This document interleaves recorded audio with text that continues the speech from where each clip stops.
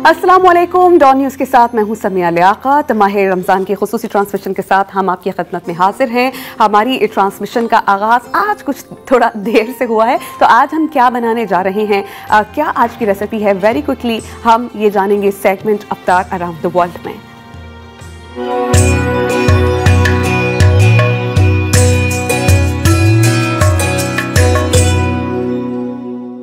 हमें स्टूडियोज में ज्वाइन कर चुके हैं शेफ रिजवान खान। चलते हैं हम कुकिंग काउंटर की जानिब और सबसे पहले हम उन्हें कहेंगे अस्सलाम वालेकुम। वालेकुम शेफ अस्सलाम। कैसे हैं आप? अल्हम्दुलिल्लाह। शेफ आज हम क्या बनाने जा रहे हैं? आज हम बना रहे हैं चिकन विंग लॉलीपॉप बनाने जा रहे हैं। ओके। उसके लिए हमें चाहिए ये जिंजर गार्लिक पेस्ट है और इसमें ग्रीन चिली पेस्ट भी है, एक अंडा है, सोया सॉस है, कॉर्नफ्लावर है, चिकन पाउडर है, ब्लैक पेपर है, नमक है और ये है। हम स्टार्ट करने से पहले हम अपना ही हाथ धोएंगे और ये तो हमारी अब रूटीन बन गई है। सफाई वैसे ईमान है और डेटॉल से हम हाथ धोने का इसलिए कहते हैं कि इसका जर्म डिफेंस फार्मूला रखता है आपको 100 बीमारी फैलाने वाले जर्म से महफूज।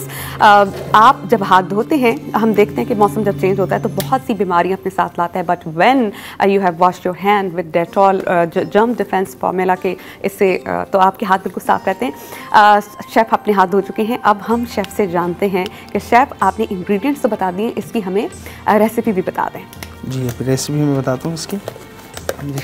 इंग्रेडिएंट्स आपने बताए हैं चिकन विंग्स लॉलीपॉप, तो इससे मैं ये अखज़ कर रही हूँ, इतना बड़ा इनके पास नाइफ है उसको देख के कि शेफ ज़रूर कुछ कटिंग करेंगे। जी हाँ, ऐसा ही है शेफ? जी हाँ, इसकी कटिंग करेंगे, लॉलीपॉप का तरीका बताएंगे, फिर उसके बाद हम आराम से कटिंग करते हैं इसको। शेफ हमारे पास थोड़ा टाइम भी आज उस तरह से थोड़ा सा कम है, तो हम चाह रहे हैं बहुत जल्दी से हमारे देखने वालों को प्रोसेस इसका बता दें। ये देखिए, ये कटिंग किया हमने, इसके जो जॉइंट है ये हमने अलग किया। अलग करने के बाद हमने इसको यूं से कट मारा और ये देखें ब्यूटीफुल, ये हमने हाथ से किया और ये विंग्स इसके बन गए हैं लॉलीपॉप। ये हमने इसका निकाल दिया यहाँ से जॉइंट और ये देखें डन, ये लॉलीपॉप हो गया हमारा तैयार। अब देखिए इसके भी हमने जॉइंट से निकालना है ताकि स्टिक इसका नज़र आए। और जॉइंट से जब हम उसको अलग कर लेंगे तो जब बोन वाला कोई भी मीट होता है वो पकने में थोड़ी सी टाइम इसलिए लेता है क्योंकि वो बोन के साथ अटैच्ड होता है। जब आप उसको बोन से अलग करके उसका लॉलीपॉप बना देंगे तो ये बहुत कम वक्त में भी बन जाएगा। तो हम शेफ से कहेंगे कि हमें तमाम इसके लॉलीपॉप्स बनाना दिखा भी दें, सिखा भी दें। ये हो गया लॉलीपॉप हमारा, देखें कितना ईजी तरीके से ये हो रहा है। ये हमने लिए सिर्फ 4 से 5 विंग्स लिए हमने पूरे, लेकिन इसके 2 पीस निकलते हैं, ये देख रहे हैं। ओके। बाकी को हम शेफ आप जॉइंट से इसकी कटिंग कर रहे हैं, अब जो नेक्स्ट कटिंग कीजिएगा मुझे जरा समझा भी दीजिएगा। ये देखें, ये इसके जॉइंट से ये नजर आते हैं, ये देखें। अच्छा, शेफ का जो नाइफ है वो बहुत शार्प है कि इसके जॉइंट की कटिंग इजीली हो रही है, तो आपके पास जो टूल्स हैं कटिंग के वो बहुत शार्प होना ज़रूरी है। घर में ख़वातीन बेचारी कई बार कटिंग करती हैं, फिर जाके उसका जो है वो जॉइंट से मीट अलग होता है। ये देखिए कितना इजी तरीके से हो गया। तो शेफ ने जो चिकन विंग्स हैं उसके लॉलीपॉप बना दिए। शेफ अब हम क्या करेंगे? अब हम इसमें इंग्रेडिएंट्स डालेंगे। सबसे पहले हम डालेंगे ये 3 चीज़ें हैं, जिंजर पेस्ट है, गार्लिक पेस्ट है और चिली पेस्ट। उसका हरा रंग बता रहा है कि उसमें चिली भी आज एडेड है, वरना हम गार्लिक और जो हमारे पास जिंजर है उसका पेस्ट बनाते हैं। और ये कॉर्नफ्लावर, जी ये कॉर्नफ्लावर हमने लिए तकरीबन 100 ग्राम, ठीक, ताकि इसको बाइंड रखें। और ये हम मैदे का इस्तेमाल करेंगे तकरीबन 1 टीस्पून। जो इसकी कोटिंग है ना वो मैदे और कॉर्नफ्लोर से ही रेडी होगी, जो क्रिस्प आता है ना वो इसी वजह से आता है। और ये हमने साल्ट का इस्तेमाल किया इसमें हस्बे जायका, और चिकन पाउडर तकरीबन 1 टीस्पून, ब्लैक पेपर ये हमने डाल दिया। इसके बाद हमने सोया सॉस के बाद हमने डाल दिया इसमें 1 अदद अंडा। अब हम इसको हाथ से मैश करेंगे। ठीक। तो जो एग हमने डाला है, इसमें फ्लावर डाला है, और इसके अलावा हमने थर्ड क्या चीज़ ऐड की थी इसकी कोटिंग के लिए? सोया सॉस, चिकन पाउडर और ब्लैक पेपर और 1 अंडा। फ्लावर के साथ हमने कॉर्नफ्लावर मैदा, ठीक है, ऑल फ्लावर कोई भी हो। जब तक हमारे ये जो इंग्रेडिएंट्स है इनकी बाइंडिंग और मैरिनेशन हो रही है, we will take a very short break. वापस आएंगे तो उसकी फ्राइंग का मरहला शेफ रिजवान खान के साथ देखेंगे और सीखेंगे भी। तो कीप वॉचिंग रौनक-ए-रमज़ान।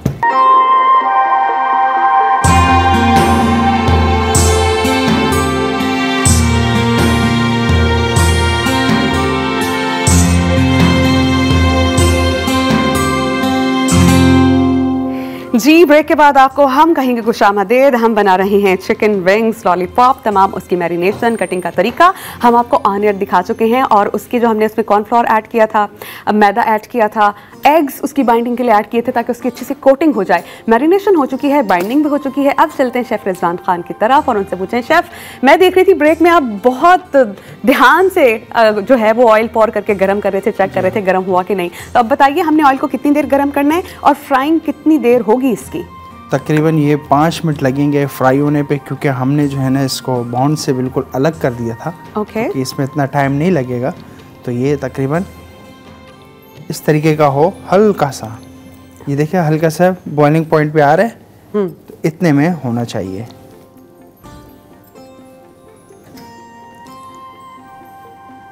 ये भी हम इसके अंदर ऐड कर देंगे ताकि ये बॉइलिंग पॉइंट तक आता रहेगा।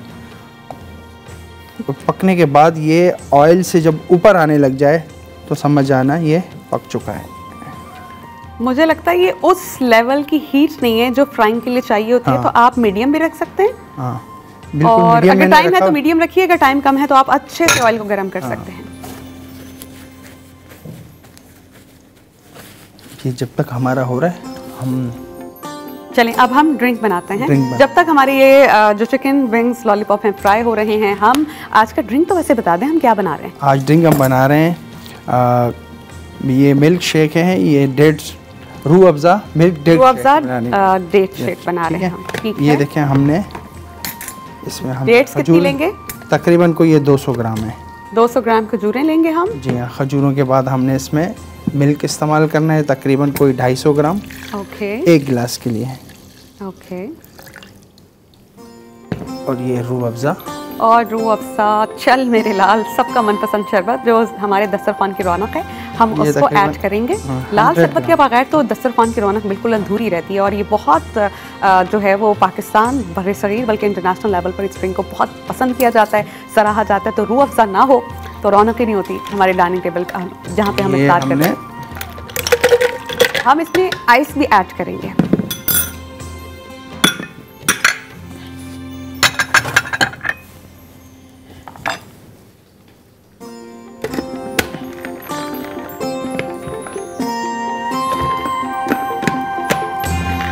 ये हमने आइस ऐड किया इसके अंदर। और ये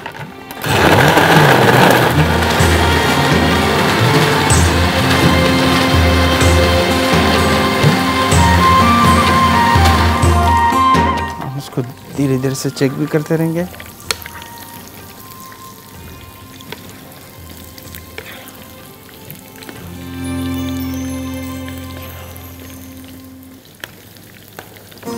हमारा जो चिकन विंग्स लॉलीपॉप हैं वो रेडी हो रहे हैं। मीनवाइल आप लोग इंग्रेडिएंट्स नोट कर सकते हैं। चिकन विंग्स लेंगे 500 ग्राम, जिंजर पेस्ट लेंगे 1 teaspoon, garlic paste 1 teaspoon, green chili paste 1 teaspoon और चिकन पाउडर लेंगे 1 टीस्पून। और इसके अलावा जब हमने इसकी कोटिंग करनी है तो कोटिंग के लिए जो इसके इंग्रेडिएंट्स हैं उसमें हम black pepper powder 1 teaspoon, soya sauce 2 teaspoon, eggs लेंगे हम 2 बाइंडिंग के लिए, सॉल्ट टू टेस्ट और ऑयल लेंगे हम फ्राइंग के लिए। इसकी बाइंडिंग करने के लिए रखेंगे कॉर्नफ्लोर हमें चाहिए होगा 100 ग्राम्स और फ्लावर 50 ग्राम्स। इसके साथ इसकी बाइंडिंग होगी और हम कुछ देर इसको मैरिनेट करेंगे। उसके बाद बहुत अच्छे से गर्म होगा आपका ऑयल और उसमें हम सारे जो चिकन विंग्स हैं वो पोर कर देंगे और उसको बॉइलिंग पॉइंट पे ले आएंगे।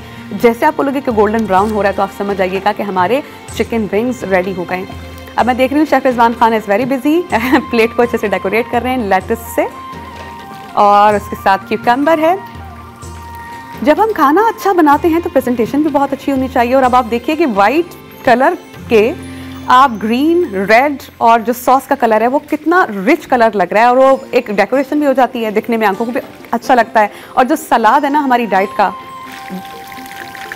हाँ जिसे कहते हैं ना भूख की इश्तिहा वो बढ़ जाती है। क्योंकि जब आपने रोज़ा रखा हो तो हर चीज़ का, मैंने ऐसा महसूस किया, पता नहीं आपके साथ ऐसा है कि नहीं, कि हर चीज़ का टेस्ट आपको ज़्यादा महसूस होता है क्योंकि आप बहुत वक्फे के बाद उसको खा रहे होते हैं। तो अगर आप सुबह भी खाएं, दोपहर भी खाएं, शाम भी खाएं, तो वो जिस लेवल का टेस्ट आपको आना होता है ना आपके टेस्ट बड्स को, वो ऐसा आता नहीं है। अब हमारे इंग्रेडिएंट्स नोट कीजिए। ड्रिंक के रूह अफ़ज़ा लेंगे 150 ग्राम्स, मिल्क 500 ग्राम्स, डेट्स लेंगे 100 ग्राम्स और इसमें गुठलियाँ नहीं होनी चाहिए। आइस क्यूब्स लेंगे और तमाम इंग्रेडिएंट्स को हम पोर करके अच्छे से ब्लेंड कर लेंगे तो हमारा Rooh Afza date milk shake आज का रेडी हो जाएगा। शेफ़ रिजवान खान फ्राई कर रहे हैं चिकन विंग्स और लॉलीपॉप को। यकीन कीजिए स्टूडियो से इतनी अच्छी खुशबू आ रही है, आप जब घर में बनाएंगे तो आपको अंदाज़ा हो जाएगा जब आपका रोज़ा भी हो, आप पका भी रहे हो और आपको खुशबू भी आ रही हो। तो जब आप इफ्तारी तैयार कर रहे होंगे तो इफ्तारी तैयार करने वाले को भी सवाब मिलता है, क्योंकि अपनी इबादत के टाइम को रोक के वो लोगों का रोज़ा इफ्तार कराने के लिए इफ्तारी रेडी कर रहा होता है। बस अभी 2 मिनट के बाद ये देखना ये पक जाएगा और उसके बाद इसका कलर देखें किस तरीके से कलर आ रहा है, गोल्डन कलर आएगा इसके अंदर। तो ये जब जैसे ही ऑयल से ऊपर आएगा तो ये हमारी इसकी फ्राइंग का प्रोसेस चल रहा है और इसके बाद आप इसको डिश आउट कर सकते हैं। शेफ रिजवान खान को कहेंगे हम thank you so much for being the part of this show. हमारे चिकन विंग्स, लॉलीपॉप और आज का रूह अफ़ज़ा डेट शेक तैयार है। हम एक ब्रेक लेंगे, ब्रेक के बाद वापस आएंगे तो आज के टॉपिक हसद पर बात करेंगे। Keep watching Raunaq Ramzan.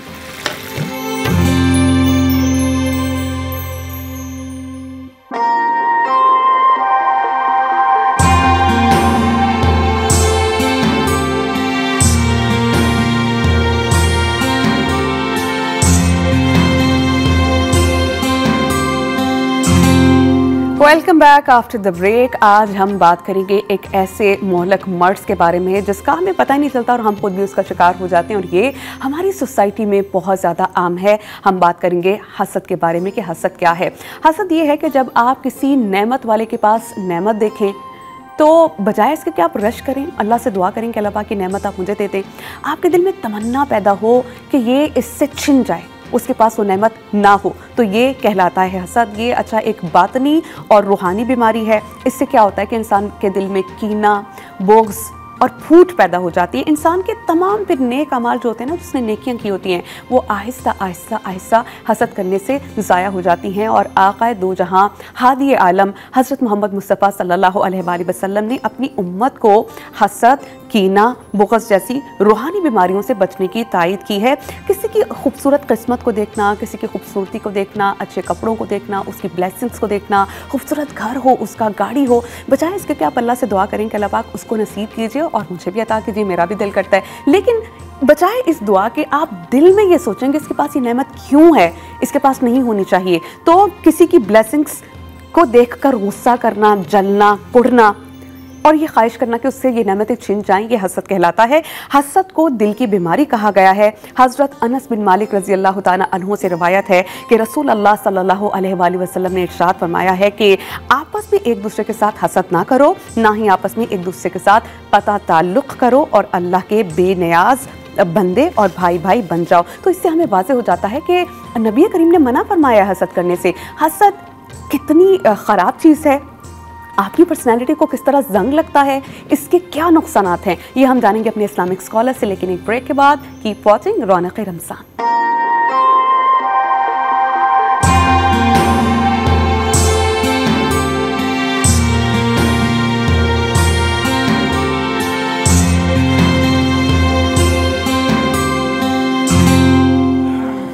हज़रत अबू हुरैरा रज़ी अल्लाह ताला अन्हो से मरवी है कि नबी करीम सल्लल्लाहु अलैहि वसल्लम ने इरशाद फरमाया है कि हसद से बचो, क्योंकि हसद नेकियों को इस तरह खा जाता है जिस तरह आग लकड़ियों को खा जाती है। और एक रिवायत में यूँ भी है कि हसद नेकियों के नूर को बुझा देता है। तो आज हम बात कर रहे हैं हसद के बारे में कि ये एक ऐसी मोहलक बीमारी है जिसका हमें पता नहीं चलता, है रूहानी बीमारी, लेकिन आहिस्ता आहिस्ता हमारी ज़ात में इस तरह पनप जाती है कि हम डिफ्रेंशिएट ही नहीं कर पाते कि हम रश्क कर रहे हैं किसी पे या हसद कर रहे हैं। कितने नुकसानात हैं इसके, हमारे अमाल किस तरह इससे ज़ाया होते हैं, ये अपने जानेंगे हम इस्लामिक स्कॉलर से। हमें ज्वाइन कर चुके हैं मुफ्ती नूर रहमानी साहब और डॉक्टर सरवत अस्करी साहिबा। मुफ्ती साहब, आगाज़ गुफ्तगू का आपसे करूँगी। हसद और रश्क में क्या फ़र्क है, हसद किसे कहते हैं, कितना नुकसानदेह अमल है ये करना, इस पर थोड़ी वजाहत। नहमदु व नसल्ली अला रसूलिल करीम, अम्मा बाद, फ़अऊज़ु बिल्लाहि मिनश शैतानिर रजीम, बिस्मिल्लाहिर रहमानिर रहीम। क़ाल अल्लाहु तआला फ़िल क़ुरआनिल मजीद वल फ़ुरक़ानिल हमीद व मिन शर्रि हासिदिन इज़ा हसद।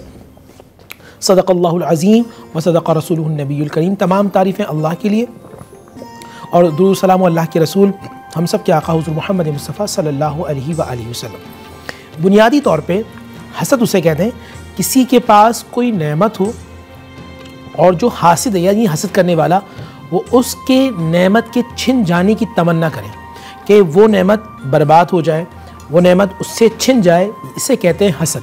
रश्क ये होता है कि जब आपने किसी की कोई नेमत देखी और आप चाहते हैं कि परवरदिगार की नेमत इसके पास भी रहे, ए अल्लाह मुझे भी नेमत अता फरमा, ये मेरा भाई है, ए अल्लाह इसको तकलीफ़ से परेशानी से महफूज फरमा, ए अल्लाह इस पे करम फरमा। यानी कि रश्क और हसद में फ़र्क ये है, हसद में आपके दिल से एक दुआए ज़रर निकलती है, यानी कि बद्दुआ टाइप की कह रहे हैं कि जिसमें कि ये इसके पास क्यों है, मेरे पास क्यों नहीं है, ये तो मेरे पास होना चाहिए था। यानी नाउज़ुबिल्लाह एक तो आप अल्लाह की तक़सीम से नाखुश होते हैं, दूसरा ये कि आप उसके लिए ज़वाल नेमत चाहते हैं। रश्क करने वाला वो होता है, देखिए इस्लाम में रश्क जायज़ है, हसद हराम है। जो शख्स हसद करता है वो अल्लाह की नेमतों की एक तरीके से कह रहे हैं कि कुफरान नेमत करता है और वो अल्लाह सुब्हानहू व तआला से दूर हो जाता है। एक वो शख्स जो हसद करता रहता है, नमाज पढ़ता रहे, रोज़ा रखता है, ज़कात देता रहे या हज भी करता रहे, वो अल्लाह की नेमत और अल्लाह की रहमत को पा नहीं सकता, उसका दिल बैतुल्लाह नहीं बन सकता, उसका दिल अल्लाह की रहमतों का मरकज़ नहीं बन सकता। क्यों? क्योंकि उसमें हसद का मामला है। जैसे ही वो हसद ज़्यादा करता है उसकी नेकियां ख़त्म होना शुरू हो जाती है। वो जितना हसद करता है, हदीस रसूल है ना कि हसद नेकियों खा जाता है, जितनी नेकियां आ रही होती हैं उसी तेज़ी से वो हसद करके नेकियों को ख़त्म कर रहा होता है। इसी तरह अल्लाह के नबी सल्लल्लाहु अलैहि वसल्लम से अल्लाह फरमाते वमिन शर्रि हासिदिन इज़ा हसद, ए नबी आप पनाह तलब करें मेरी कि जो आपसे हसद करते हैं। रश्क जायज़ है, हसद हराम है। आपा कितना बदबख्त है वो इंसान जो हसद करके अपने तमाम अमाल नेकियां, चाहे वो रोज़े की फॉर्म में हो, हज की फॉर्म में हो, उम्रे हो, रेसिटेशन हो, सदका खैरात हो, आपने हसद किया और तमाम अमाल गवा दिए, तो किस कैटेगरी में आप उस शख्स को फॉल करता हुआ देखेंगी? देखिए बिस्मिल्लाहिर्रहमानिर्रहीम, अस्सलाम वालेकुम। हम सबको परवरदिगार आलम रमज़ान मुबारक, इस गुज़रते हुए रमज़ान मुबारक की तमाम तर बरकतें और रहमतें अता फ़रमाएँ। और आज जुम्मतुल विदा भी हम लोगों ने गुजार लिया और यौम पाकिस्तान भी है, और परवरदिगार आलम हम सब की तमाम तर दुआओं को कबूल मकबूल फ़रमा ले, आमीन सुम्मा आमीन। और रश्क और हसद के दरमियान बड़ा मामूली फ़र्क है, यानी इतना मामूली फ़र्क है कि एक कदम उठाने से इंसान या इधर चला जाता है या उधर चला जाता है। और हसद जिस तरह लकड़ियाँ आग को खा जाती हैं उस तरह हसद ईमान को खा जाता है। तो हमारे पास ये भी हदीस रसूलुल्लाह सल्लल्लाहु अलैहि वसल्लम की मौजूद है। और हम सबको अल्लाह ताला महफूज रखे हसद की आग से। और हसद को पता ही नहीं होता है कि वो, और जिससे हसद किया जाता है उसको पता ही नहीं होता है कि कोई उससे हसद कर रहा है। ऐसा ही है। मुफ्ती साहब, आपने बहुत वाज़ेह तौर पर बता दिया कि रश्क हमारे मज़हब में जायज़ है, हसद जायज़ नहीं है, और हसद तो एक बाकायदा गुनाह है, हमारे अमाल इससे ज़ाया हो जाते हैं। तो रश्क अगर कोई मुसलमान करे तो किन चीज़ों पे करे? बहुत अच्छा सवाल। ये भी हदीस रसूल सल्लल्लाहु अलैहि वसल्लम मौजूद है।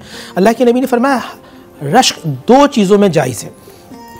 एक तो शख्स वो जो कुरान पढ़े और आपके दिल में ये ख्वाहिश हो कि अल्लाह ये कितना अच्छा कुरान पढ़ता है और मुझे भी अल्लाह वो तौफीक अता फरमा कि मैं भी कुरान को पढ़ूँ। और दूसरा अल्लाह के नबी सल्लल्लाहु अलैहि वसल्लम फरमाया एक शख्स के पास अल्लाह ने माल दिया है, वो राह खुदा में तकसीम करता है, तो फिर आप ये दुआ करें कि अल्लाह मुझे भी माल अता फरमा ताकि मैं तेरी राह में तकसीम करता रहूँ। तो वो काम जो नेकी के हैं आप उसमें रश करते हैं। हदीस से हमें ये मसला इस्तेंबात करते हैं कि वो नेकी के काम जिसमें आप अल्लाह की मखलूक की खिदमत करते हैं, अल्लाह की मखलूक को अता करते हैं, अल्लाह की मखलूक के खैर वाले काम होते हैं, अल्लाह की मखलूक के भलाई के सारे काम होते हैं, उसमें रश करना चाहिए। और आप जब रश इसलिए करते हैं कि ए अल्लाह मैं ये सारे काम तेरे लिए करूँगा। हसद में मामला होता है सिर्फ अपने लिए, यानी अब आसान समझ जाइएगा, रश्क में ये होता है लिल्लाहियत और हसद में होता है अनायत, सिर्फ मैं।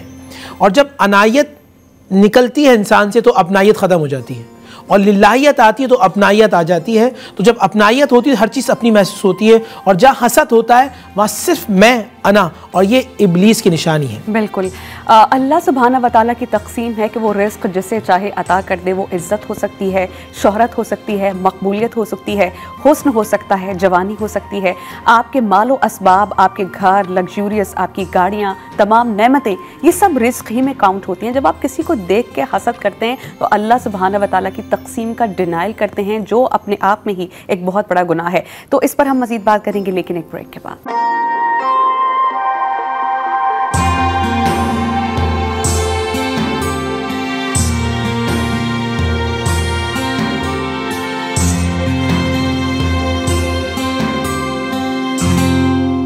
Welcome back after the break.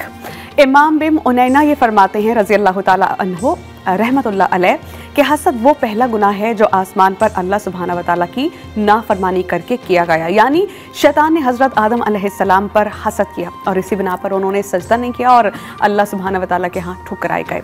और यही पहला गुनाह है जो ज़मीन पर अल्लाह ताला की नाफरमानी के लिए किया गया। यानी हज़रत आदम अलैहिस्सलाम के बेटे ने अपने भाई पर हसद किया और उसको कत्ल कर दिया। हसद कितना बड़ा गुनाह है ये हम मुफ्ती साहब से ही जानते हैं। मुफ्ती साहब, बहुत से लोग हसद और कीना में फ़र्क समझ नहीं पाते, तो आप फ़र्क वाज़े कीजिएगा कि हसद किस लेवल पे है और किस लेवल को क्रॉस करके हसद कीना में डेवलप हो जाता है, और बुग़्ज़ भी उसी की एक फॉर्म है।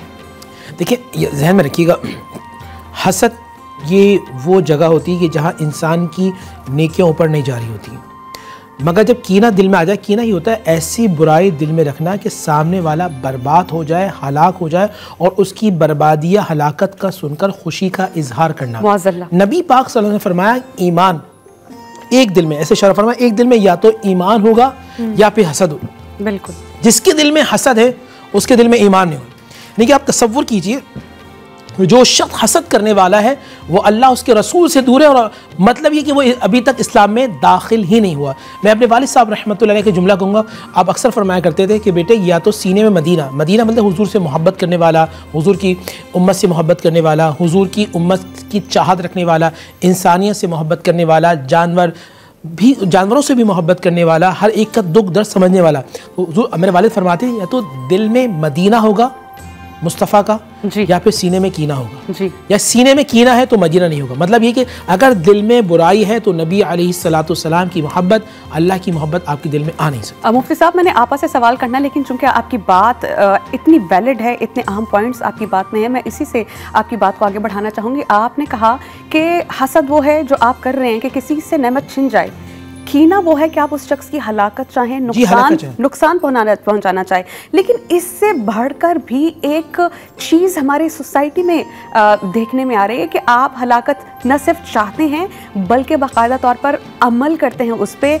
लोग प्लॉटिंग करते हैं, प्लान बनाते हैं और फिर उस शख्स के दर पे हो जाते हैं कि इसको नुकसान कैसे पहुंचाया जाए, इससे इसकी नेमत कैसे छीनी जाए। आप हो सकता है किसी का रिस्क किसी से छीन ले, लेकिन अल्लाह ने किसी को आवाज़ दी है, किसी को शख्सियत दी है, किसी को हुस्न जमाल दिया है, किसी को वक्त दिया है, फ़हम दी है, आप वो तो नहीं छीन सकते। यहाँ भी एक शेर पढ़ूँगा जो मेरे वालिद साहब रहीमुल्लाह पढ़ते थे, ज़माना भर मुखालिफ हो फलक भी हो अदू मेरा। फलक कहते हैं आसमान को, अदू कहते हैं दुश्मन को। ज़माना भर मुखालिफ हो फलक भी हो अदू मेरा, बिगड़ता कुछ नहीं यारब अगर निकाबा है तू मेरा। अगर वो अल्लाह सुब्हानहू व तआला की अमान में है, ऐसा शख्स, देखिए एक बात याद रखिएगा, जो साहिब नेमत होगा, इज़्ज़त होगी, शौहरत होगी, दौलत होगा, मकाम होगा, सीट होगी, कुर्सी होगी, कोई भी उसके पास नेमत होगी, लोग उससे हसद करेंगे। जब आपसे हसद कर रहे हैं तो आपको अल्लाह के नबी सल्लल्लाहु अलैहि वसल्लम का फरमान जहन में रखना है। अल्लाह के नबी रोज़ाना सूरह फलक और नास पढ़ के अपने ऊपर दम किया करते थे। और फिर दूसरा ये भी कि आप अपनी नेमतों को इतना इजहार ना करें किसी को जेलिसी होने लग जाए। नेमतें लोगों को दिख रही वो अलग बात है, हमारे यहाँ दिखावा बहुत ज़्यादा होता है, दिखावे की वजह से भी कभी कभी नेमतें ज़ाइल होती है। अल्लाह कभी किसी की नेमत को ज़ाइल नहीं करता, इंसान की अपनी हरकत और सकनात होती हैं। लोग जो आपके लिए कर रहे हैं आप अपनी डायरेक्शन में चलते रहें। मिसाल के तौर पर आप गाड़ी में जा रहे हैं और एक डॉगी आपके पीछे लगी है और वो आप पर भौंकना शुरू हो गया, अगर तो क्या डॉगी ये चाहता है कि आपको गाड़ी से उतारे और वो आपकी गाड़ी में बैठ जाए? नहीं, उसका काम है आपको डिस्टर्ब करना, वो आपको डिस्टर्ब करेगा। मगर आप अगर अपनी गाड़ी को तेज ले जाएंगे तो आप अपनी मंजिल तक पहुंच जाएंगे। तो जो लोग आपको डिस्टर्ब कर रहे हैं आप छोड़ें, आप अपनी डायरेक्शन अपनी मंजिल तक रखें, आप कामयाब हो जाएंगे। आपा, मैं यही आपसे जानना चाहूँगी, बहुत एहसन किस्सा कुरान करीम में हज़रत यूसुफ का बयान किया गया है, उसमें भी हज़रत यूसुफ अगर अपने वालिद से अलग हुए तो वो हसदी था भाइयों का अपने भाई के साथ, क्योंकि अब्बा हज़रत यूसुफ को बहुत प्यार करते थे। तो इसमें हमारे लिए क्या सबक है? देखिए, हमारे लिए इसमें सबक ये है कि ला कोई किसी से हसद करे लेकिन उसका कुछ भी बिगाड़ नहीं सकता, और जिसको परवरदिगार आलम नवाजने पर आ जाए तो रब्बुल आलमीन उसके ऊपर नेमतों का तमाम करता रहता है। और हम जब हसद के ऊपर बात करते हैं तो जिस तरह के मुफ्ती साहब ने इरशाद फरमाया कि हमको मऊज़ 3 पढ़ते रहना चाहिए। मऊज़ 3 यानी सूरह फलक और सूरह नास, और सूरह फलक और सूरह नास को जब पढ़कर हम अपने पर दम करेंगे तो परवरदिगार आलम हमको लोगों की नजर बद से और हसद से महफूज फरमाएगा। हज़रत अबू हुरैरा रज़ी अल्लाह ताला अन्हु कहते हैं कि नबी करीम सल्लल्लाहु अलैहि वसल्लम ने कहा कि तुम बदगुमानी से बचो, इसलिए कि बदगुमानी सबसे ज़्यादा झूठी बात है। ना किसी के अयूब की यानी कि किसी के ऐब की तलाश में मत रहो, ना एक दूसरे से हसद करो, ना ग़ीबत करो, ना बुग़्ज़ रखो, और अल्लाह के बंदे और आपस में भाई भाई बन जाओ। हसद, बहरहाल जब हम किसी के पास ब्लेसिंग्स देखते हैं तो कहीं ना कहीं कंपैरिजन आ ही जाता है। जब ये कंपैरिजन आए तो उसी लम्हे आपने अपनी ज़ात को रोकना है, इस ख्याल को अपने जहन में लाते हुए कि ये है ही प्योरली अल्लाह सुब्हानहू व तआला की तकसीम, और अल्लाह ने अगर किसी एक शख्स को नवाजा है तो क्या पता माजी में उसकी मुश्किलात, उसकी स्ट्रगल्स क्या रही हों, और क्या पता आपको कम नवाज के अल्लाह पाक आपका इम्तिहान ले रहा है, आपकी आजमाइश ले रहा है। हो सकता है इस सब्र के बदले जो नेमत नहीं है आपके पास और आप सब्र कर रहे हैं, क्या पता अल्लाह सुब्हानहू व तआला ने कई बेशबहा इनामात आपके लिए रखे हों। मुफ्ती साहब, मैं आपसे ये जानना चाहूँगी कि हसद अगर किसी के दिल में आ जाए और उसे पता होता है कि आप किसी की नेमत से हसद कर रहे हैं, तो ऐसे में हमें क्या करना चाहिए? हसद से बचने के लिए क्या करें कि हमारा दिल उस तरफ माइल ना हो? क्योंकि शैतान तो यही चाहता है ना कि आप अल्लाह की नेमतों का कुफ्र करें, जैसा कि उसने कहा भी था, अल्लाह पाक को चैलेंज किया था कि सबसे ज़्यादा आपके नाफरमान बंदों में से ना शुक्र सबसे ज़्यादा इस लाइन में होंगे। देखिए, बात यार अपने से नीचे लोगों को देखें। हम हमेशा जब ऊपर लोगों को देखते हैं तो हसद बढ़ता है। आप ये देखें कि मिसाल के तौर पर हज़रत मौलाना जामी रहमतुल्लाह अलैह जा रहे थे, जाते हुए उनका जूता टूट गया। अच्छा, आप बहुत बड़े इस्लामी मुफक्किर थे, मुफस्सिर थे, बहुत बड़े अदीब थे, तो आपने एकदम जहन में दिल में ख्याल आया कि अल्लाह मैं तेरे दीन के लिए ट्रैवल करता हूँ, मेरा जूता टूट गया। अभी इतना ही जहन में आया तो देखा एक शख्स को कि जिसकी दोनों टांगें कटी हुई हैं और वो हाथों के बल चलता हुआ जा रहा है। जब आपकी नज़र उस पर पड़ी, फ़ौरन सजदे में गया, अल्लाह तेरा करम है कि तूने मुझे टांगें तो दी हैं, मैं चल तो सकता हूँ। जब आप अपने से नीचे वालों को दिखेंगे, हमारा क्या होता है? हल मिन मजीद, हदीस का अल्फाज है, हल मिन मजीद, हल मिन मजीद। मिसाल के तौर पे आप 80 यार्ड्स के घर में रहते हैं, आप 120 यार्ड्स पे जाना चाहते हैं, 120 से 200 पर, 200 से 240 पर, 400 पर, 500 पे, 1000, मतलब आप चाहते हैं मजीद मजीद मजीद, यहाँ तक कि कब्र की मट्टी आपकी ख्वाहिश को दबा देती है। हसद से बचना चाहते हैं, ये तो आप अल्लाह का कलाम पढ़ें ताकि आपको महसूस हो जाए कि दुनिया में रहना कैसे, और आपके दिमाग में ये बात आ जाए कि वक्ती ज़िंदगी है, किसी वक्त भी ये सांस निकल जाएगी और जिस्म रह जाएगा। अगर आपने अल्लाह की मारिफत और अल्लाह के बताए हुए उसूलों के मुताबिक ज़िंदगी गुजारी, यकीन जानिए जापानीज़ कौम इंतहा इंटेलेक्चुअल कौम है, मगर आप देखें सुसाइड कर लेती है। क्यों? क्योंकि वो अचीव कर लेती है 40-45 के अंदर तमाम चीज़ों को, उसके बाद उनको हर ज़िंदगी लायानी लगती है। आप अगर 10,000 गज के घर में भी रहे ना, एक वक्त ऐसा आएगा आप बोर हो जाएंगे। आप दुनिया की बेहतरीन गाड़ी में बैठ जाएं, एक वक्त आएगा आप बोर हो जाएंगे। आप इंसान की तबीयत के अंदर फितरत ऐसी है। तो अल्लाह ने हमें बताया कि तुम्हारा कुल इन्ना सलाती व नुसुकी व महयाया व ममाती लिल्लाह रब्बिल आलमीन, हबीब इन सब से कह दो मेरी ज़िंदगी अल्लाह के लिए, मेरी मौत अल्लाह के लिए, मेरा चलना अल्लाह के लिए, मेरा बैठना अल्लाह के लिए। जब एक कॉन्सेप्ट ये होगा कि मैं यहाँ आया हूँ अल्लाह के लिए, तो फिर जब ज़ात से अना निकल जाएगी और आहिस्ता आहिस्ता इंशाअल्लाह आप हसद से दूर हो जाएंगे। और दूसरे जो नेक लोग हैं, नेक लोगों के मुराद जो इंटेलेक्चुअल हैं, जिनको अल्लाह की दीन की तालीम जिनको हासिल है, जो आपको एजुकेट कर सकते हैं, उनके सराउंडिंग में अंदर बैठें ताकि आप दीनी और जो दिली खराबियाँ होती हैं, बीमारियाँ होती हैं, बल्कि मैं लफ्ज़ कहूँगा रूहानी बीमारियाँ, आप रूहानी बीमारियों से निकलेंगे तो फिर आप कामयाब हो सकते हैं। तो हमें अपनी रूहानी बीमारियों का इलाज करना बहुत ज़्यादा ज़रूरी है। इसके लिए हमें इम्पॉर्टेंट है हमारे लिए कि अल्लाह की नेमतों का शुक्र करें और उनकी जो जैसे कहा जाता है ना काउंट योर ब्लेसिंग वो करें। हम यहाँ पे लिखेंगे ब्रेक और ब्रेक के बाद हम अपनी गुफ्तगू के सिलसिले को आगे बढ़ाएंगे। Keep watching Raunaq Ramzan.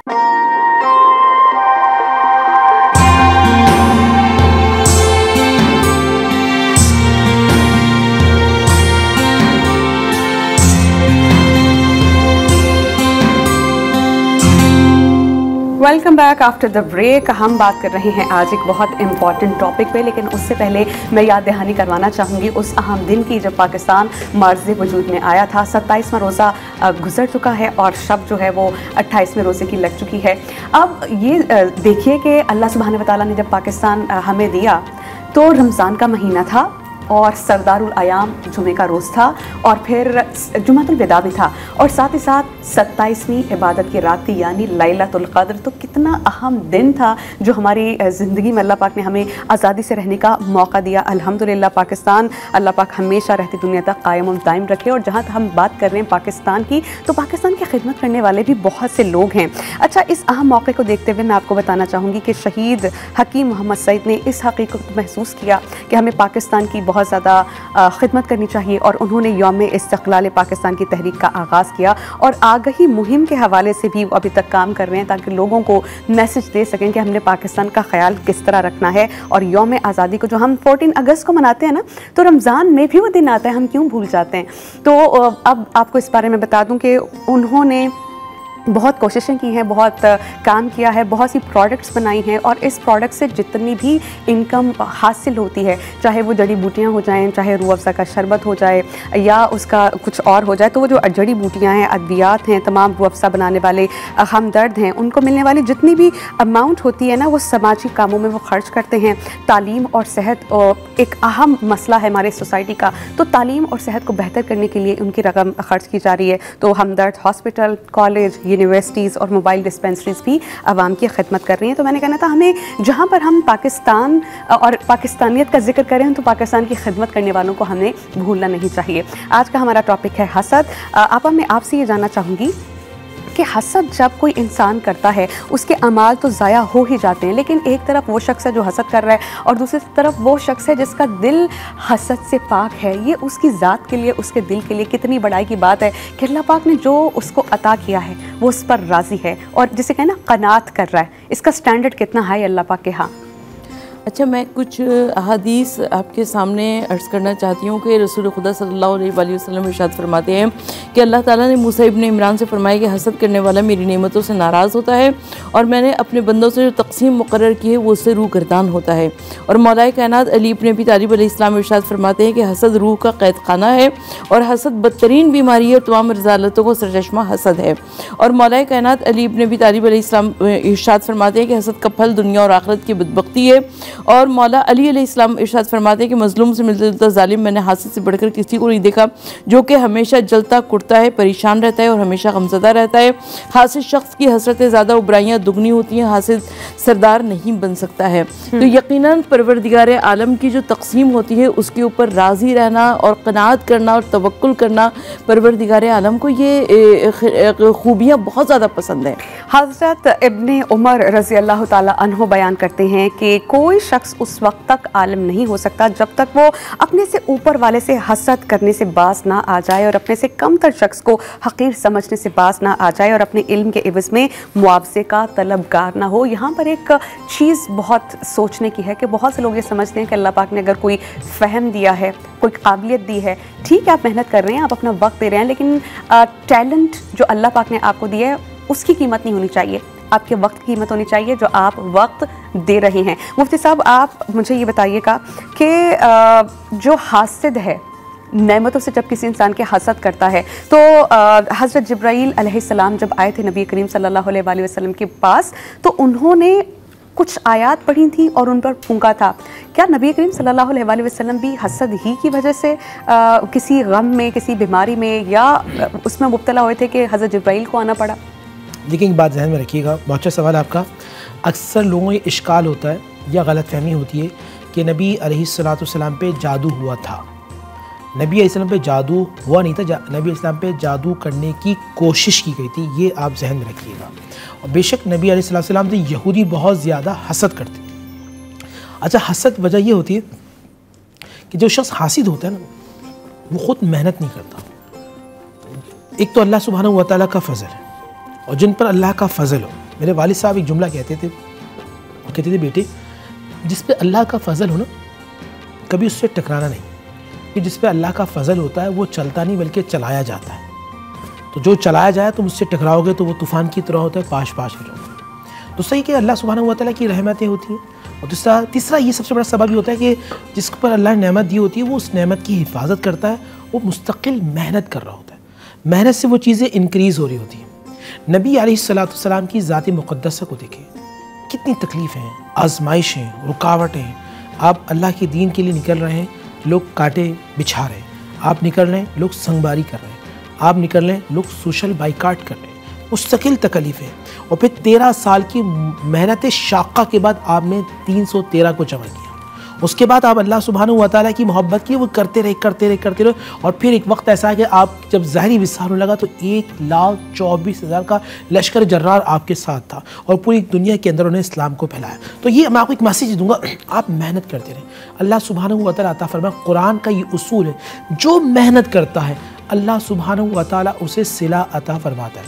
और जिस तरह निशानदेही की कि जिसको जो महसूस, यानी कि जो जिस पर हसद बहुत ज़्यादा होता है, मैंने ये मुझ पर हसद हो रही है, यानी कि तो मैं महसूद हूँ, मुझसे हसद की जा रही है, तो फिर मेरा काम है कि महसूस होना ये होता है कि उसे घबराहट हो जाती है, परेशानी हो जाती है, एंजाइटी कभी कभी हो, डिप्रेशन, क्योंकि नेगेटिविटी, जो नेगेटिव थॉट्स या नेगेटिव एनर्जी होती है ना, वो बॉडी के अंदर जाना शुरू हो जाती है। बिल्कुल ऐसे ही हम कहते हैं नज़र बद। नज़र, हुजूर की हदीस है अल-ऐनु हक़्क़ु।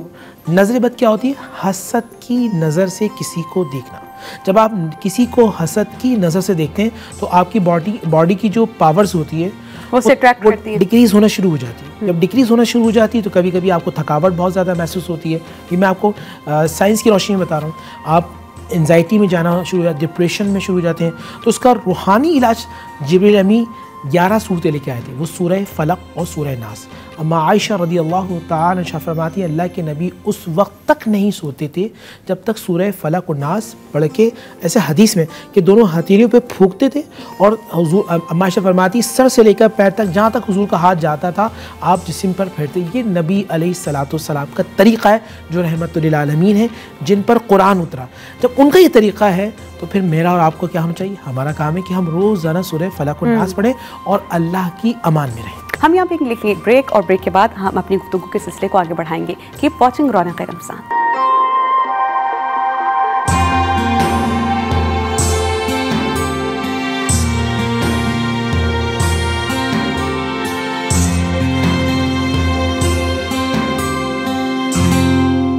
Welcome back after the break. आपा, आप मुझे बताइए कि हसद करने वाले का क्या अंजाम होगा आखिरत में, कि जब वो हसद करता रहे, अपनी नेकियां ज़ाया करते रहे, और अल्लाह पाक के पास जब जाए तो वो तो खाली हाथ होगा।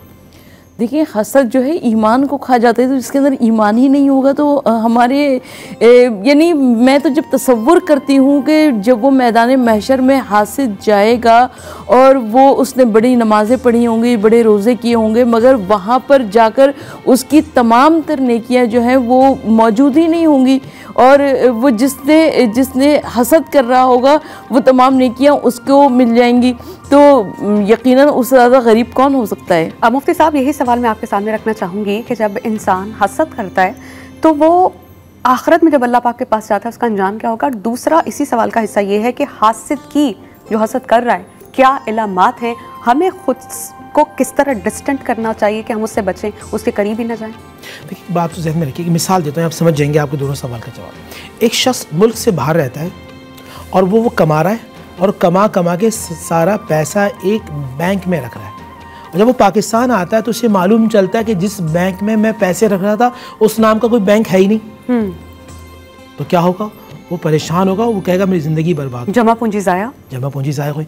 इसी तरह आप नेकियां कर रहे हैं, हसद भी कर रहे हैं, नेकियां कर रहे हैं। आप जैसी नेकी करते हैं, हसद करते हैं, वो नेकी खा जाती है। आप जैसी नेकी करते हैं, हसद करते हैं उन्हें, यहाँ तक कि जब आप अल्लाह की बारगाह में जाएंगे, आप ये, अच्छा मैं आपको एक बहुत प्यारी बात कर रहा हूँ, अल्लाह की बारगाह में कल क़यामत की नेकियां गिनी नहीं जाएंगी, नेकियां तोली जाएंगी। अगर आप हसद करते होंगे तो ऐसा ना हो, मिसाल दे रहा हूँ, आप कोई इतना बड़ा कोई ब्लॉक लेके आए जो 1 टन का है, 1 किलो नहीं, टन का है, उसके साथ ही आप कोयला रख दें तो कोयले का बहुत बड़ा अंबार होगा, वजन में कुछ नहीं होगा, मगर जो 1 टन का लोहा है वो इतना भारी होगा, वो सारे कोयले के पहाड़ जितने कोयले को दबा देगा। तो इसी तरह कभी कभी ऐसा होता है आप हसद करते हैं, हसद आपकी सारी नेकियों को बर्बाद कर देता है। अच्छा, अब क्या नेगेटिविटी होती है, कुछ लोगों को नेगेटिविटी यानी आपको नेगेटिव यानी कि रोशनी शुआ या कुछ नेगेटिविटी महसूस हो रही होती है कि सामने जो बंदा है ना ये हसद करता है, अब मैं क्या करूँ, लड़ूँ नहीं, मेरा काम यह है क़ालू सलामा व इज़ा ख़ातमुहुल जाहिलूना क़ालू सलामा। जब आपको इस तरह के बंदे मिले आप सलाम करें और आगे निकलें। मुफ्ती साहब, मैं यहीं पे मुझे सवाल आ रहा था, शायद मेरे इशारे ने आपको रुकने पर मजबूर कर दिया। आप कह रहे हैं हमारा कुरान हमें कहता है कि सलाम करो और निकल जाओ, लेकिन आपका पाला डेली बेसिस पे ऐसे लोगों से पड़ता है और मिसाल के तौर पर आपने सलाम किया, आपके पीठ पीछे ऐसी ऐसी बातें की जाएंगी कि ये तो पता नहीं किस किस्म का शख्स है, पता नहीं अपने आप को समझता क्या है। मैं ये जानना चाह रही हूँ, हम किनारा कशी इख्तियार कर रहे हैं, लेकिन हमारी कमज़ोरी को या हमारे अल्लाह के हुक्म को मानने को हमारी मजबूरी समझ के मज़ीद आप पे जुल्म किए जाएँ, मज़ीद, खैर जुल्म तो आजकल के ज़माने में कोई सह नहीं सकता, लेकिन मिसबिहेव किया जाए, उनके अमाल आपको इतना परेशान कर दें कि आपके लिए उस माहौल में रहना, पनपना, बढ़ना मुश्किल हो जाए, क्या करें हम? सिर्फ अल्लाह से रुजू करने का रास्ता बचता है। हमीद में हमें क्या वो रास्ता, मेरे वालिद साहब यहाँ एक मुझे मिसाल देते हुए कहते थे, बेटा जहाँ निगाह तिरछी देखना वो कूचा बदल लेना। बिल्कुल, आप जहाँ समझते हैं कि वो आपकी एबिलियत यानी आपकी काबिलियत को, आपकी एबिलिटी को किल कर रहे हैं, तो फिर आप आगे जगह मूव कर दें। आप समझते नहीं मुझे यही काम करना है, तो फिर आप खामोशी के साथ अपने काम में यकसुई के साथ आगे बढ़ते रहें। आपका काम आपका नाम बन जाएगा। जब आपका काम आपका नाम बन जाएगा तो आप लोगों की ज़रूरत बन जाएंगे। आप लड़ते रहेंगे, झगड़ते रहेंगे, आप खुद एंजाइटी में आ जाएंगे, आपकी जितनी काबिलियत है वो सब की सब किल हो जाएगी। आप दूसरा भी मैं एक मशवरा दूंगा सब लोगों को कि नबी अलैहिस्सलाम ने फरमाया कि जो शख्स हक़ पर है और हक़ पर होने के बावजूद वो अल्लाह की खातिर माफ़ कर देता है, मैं मोहम्मद उसको जन्नत की ज़मानत देता हूँ। जब आप इस तरह की हदीस सुनते हैं ना आपको हौसला मिलता है। जब इस तरह के लोग होते हैं वो आपके हौसले को पस्त कर रहे होते हैं। और जब जो शख्स पस्ती की तरफ जाता है ना वो खड़ा हो सकता है ना किसी को खड़ा कर सकता है, मगर जिसमें हौसला होता है वो बीमारी में भी लड़ जाता है, वो कम वसाइल के अंदर भी बहुत बड़े काम। यानी इस अंधेरे में, इस परेशानी में अगर कोई रोशनी की किरण है तो अल्लाह सुब्हान व तआला का मुतय्यन करदा रास्ता कि उनसे सलाम करो और वहाँ से निकल जाओ। और अगर दिल मजीद परेशान हो, घबराए, तो अल्लाह का जिक्र करें, अल्लाह से को याद करें। सूरह रहमान आप सुने, दूसरा सूरह हुजरात को पढ़ें। ठीक, सूरह हुजरात में तमाम प्रिंसिपल्स अल्लाह ने बताया कि किस तरह इंसान, मैं आपको आज देखिए आखिरी दिन चल रहे ना, सूरह हुजरात अगर आप समझ कर पढ़ लेंगे आपकी जितनी रूहानी बीमारियां हैं वो सब की सब खत्म हो जाएगी। बिल्कुल आपा, जो इंसान किसी से हसद कर रहा है यानी उसकी कैलकुलेशन में उसकी ब्लेसिंग्स हैं कि उसके पास गाड़ी है, बंगला है, अच्छी इनकम है, अच्छी औलाद है, तो वो ज़ाहिरियत को फौकियत दे रहा है, यानी उसके दिल में रग़बत दुनिया की है। और अगर उसके दिल में रग़बत हो आखिरत की, अल्लाह की, तो वो अमाल को देखेगा, वो काउंट करेगा कि भाई कितनी इसने नेकियां की, कितनी बार इसने कुरान हिफ्ज़ किया, कितनी बार कुरान के दौर कर लिए, कुरान की रेसिटेशन मुकम्मल कर ली, या कितना सदका खैरात करता है। जो शख्स दुनिया से रग़बत रखता है, क्या वही अगले की ब्लेसिंग्स को अपनी फिंगर टिप्स पे काउंट करेगा? अच्छा, ये क्योंकि सिफ़ात रज़ीला में से हसद शुमार हुआ करता है, और ख़वातीन में मैं बहुत माजरत के साथ अर्ज़ करना चाहती हूँ, ये आदत बहुत ज़्यादा हुआ करती है, इसलिए कि वो शिकायतें बहुत ज़्यादा कि किसी की औलाद बढ़ गई तो मेरी औलाद कहाँ क्यों है? अरे कितनी शिकायतें कि उसका बच्चा फर्स्ट क्यों आ गया और उसको अल्लाह ने इतना क्यों दे दिया, और उसके घर में ऐसी गाड़ी है और उसके घर में इतना रिस्क है। तो और अगर कभी बात, आपा मैं आपको टोकना चाहूँगी, मैं अभी मुझे एक वाक़या याद आया, मैं आपको भी बता दूँ फिर अपना जवाब दीजिएगा और देखने वालों को बता दूँ। आपा, आपने ख़वातीन का कहा, ये मैं वाकई इंतहाई मुआसरत के साथ ऐसा करती हैं लेडीज़, हमें क़नात करनी चाहिए, अगर मुश्किल हालात भी आ जाएँ तो अल्लाह की रज़ा में राज़ी रहना चाहिए। और देखिए नबी करीम सल्लल्लाहु अलैहि वसल्लम जो तमाम जहानों के लिए रहमत बना के भेजे गए थे, वो 3 दिन के फाकों से होते थे, 4th डे कुछ मिल जाता था तो उस पर अल्लाह का शुक्र करते थे और कहते थे इन नेमतों की हमसे पूछगछ होगी। आपा, किस्सा मैं आपको बता रही हूँ, उससे इसको रिलेट आप कर सकती हैं कि एक औरत ने अपने शौहर को इतना जिद किया कि मुझे ये भी चाहिए, ये भी चाहिए, फलां चाहिए, ईद आ रही है, कपड़े चाहिए, जोड़े चाहिए। हमारे आप ये समझ लीजिए जानने वाले दूर के उस शख्स ने रमज़ान ही में ख़ुदकुशी कर ली कि मैं अपनी बीवी की डिमांड्स नहीं पूरी कर सकता। तो ये जो आप कह रही हैं ना कंपैरिजन, या आप जो कह रही हैं ख़वातीन के शिकवे शिकायत, इसमें हमारे लिए सीखने को सबक है कि आपका शौहर ज़िंदगी से चला जाए। आप अच्छा, पहली बात तो ये है कि हम इतनी ज़्यादा शिकवे शिकायतें करते हैं, इतनी ज़्यादा शिकवे शिकायतें करते हैं और कभी अल्लाह से भी शिकायत करने लगते हैं कि उसको इतना नवाजा और हमको इतना ना दिया।